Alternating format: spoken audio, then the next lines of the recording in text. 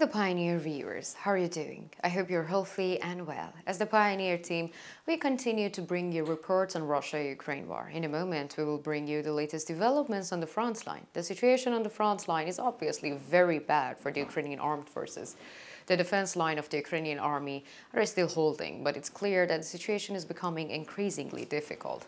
There are issues that need to be resolved, and these issues of the reinforcements, supports for the Ukrainian armed forces needs to come. If the support does not come, there will definitely be bigger problems on the defense line. Of course, the Ukrainian armed forces are defending the troops, but there is a great faith and determination, but it is not enough. According to the latest reports, we can state that there are intensified Russian attacks, especially in the Robotyne section of the Zaporizhia front line. So what is the latest situation on the front line? What is evolving on the front line?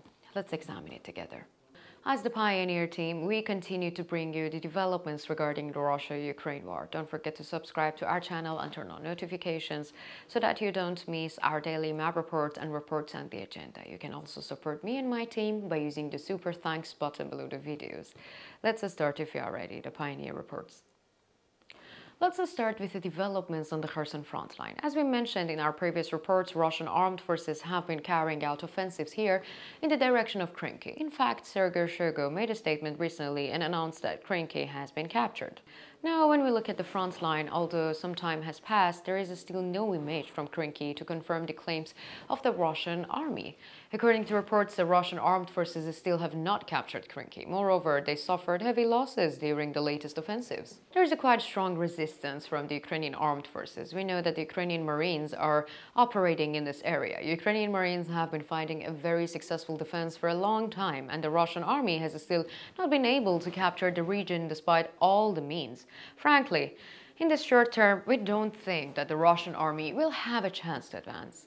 Let's continue with the artillery activity in the region. According to the latest reports, artillery units of the Russian armed forces targeted Krinky, Kherson, Antoniivka, and Vyzhereka. In contrast, artillery units of the Ukrainian armed forces targeted Russian armed forces units stations in Nova Kakhovka, Olopriston, and Oleshki.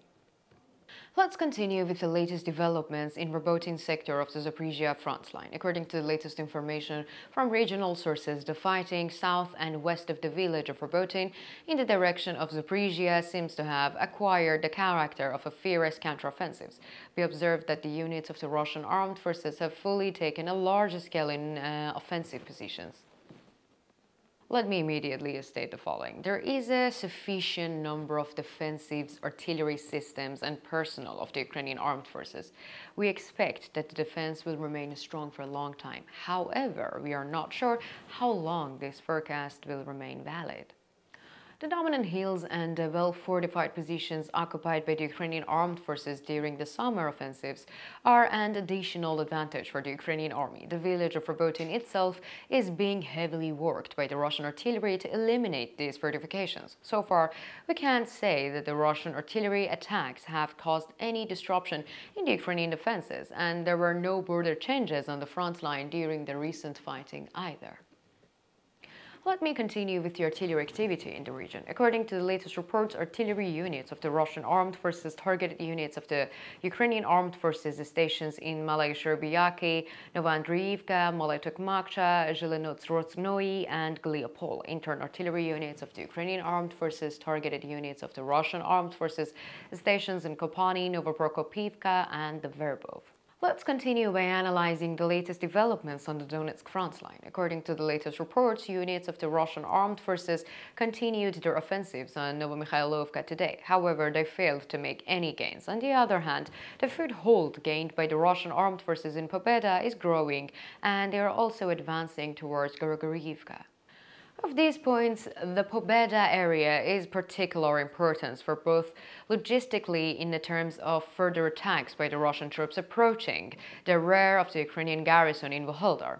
The Ukrainian armed forces need to be even more vigilant here.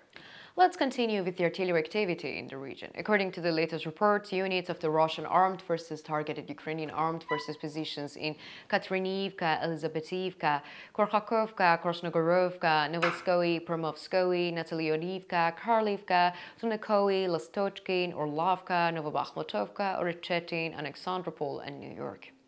In turn, artillery units of the Ukrainian armed forces targeted units of the Russian armed forces stations in Marinka, Donetsk, and the village of Krasnogorovka. Let me continue with the latest developments on the Bakhmut front line. According to the latest reports, the Russian armed forces went on the offensives near Ivanivsky after the shelling. They also tried to break through the defenses of the Ukrainian armed forces in Bogdanivka. However, there were no changes here. The Ukrainian army continues to hold its positions. Let's continue by analyzing the artillery activity in the region. According to the latest report, artillery units of the Russian armed forces targeted positions of the Ukrainian armed forces in Bilagora, Konstantinivka, Kasovyar, Verloyovbovka, and Vasilyovka. On the other hand, artillery units of the Ukrainian armed forces targeted Russian armed forces positions in the Bakhmut and Khromovskoye.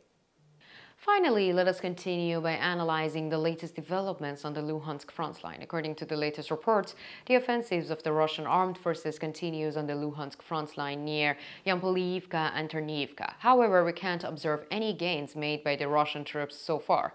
On the other hand, while the Russian troops continue these attacks, there are also attacks by the Ukrainian armed forces at some points, but the Ukrainian army has not achieved any successes either.